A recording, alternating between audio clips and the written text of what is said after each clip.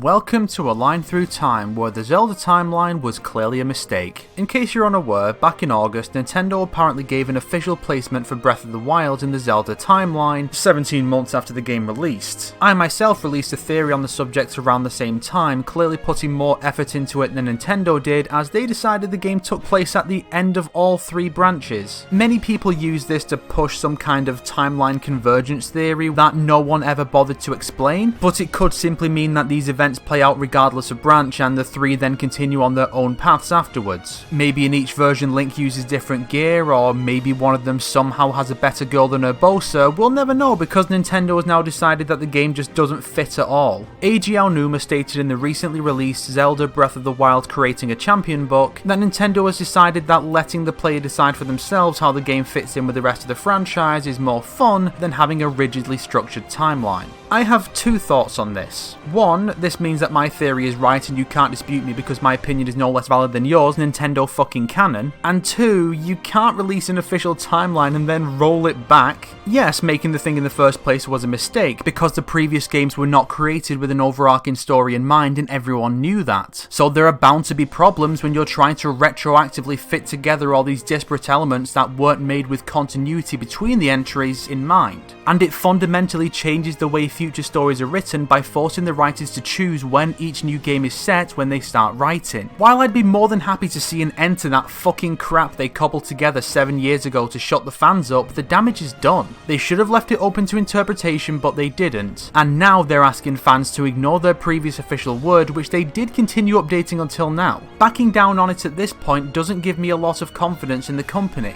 It means they're willing to just throw a bad idea out there without much forethought on how it might impact the production of future titles, let people get accustomed to it, and then fickly change their minds like they were Tina Bloody Armstrong. Yes, the series is probably worse with the timeline than it was without, but you made your bed, Nintendo. You should show some conviction in your ideas and push forward with them, refine and improve them, not scrap them entirely. Still, I suppose a guy as big as Aonuma being able to admit fault is a good thing. If only other Nintendo designers would do the same. Like Miyamoto admitting he ruined Paper Mario, Sakamoto admitting Other M's plot was a dumpster fire, or Sakurai admitting his constant pushing of Kirby and Smash is fucking obnoxious. If only we didn't live in the downfall timeline. Nyeh.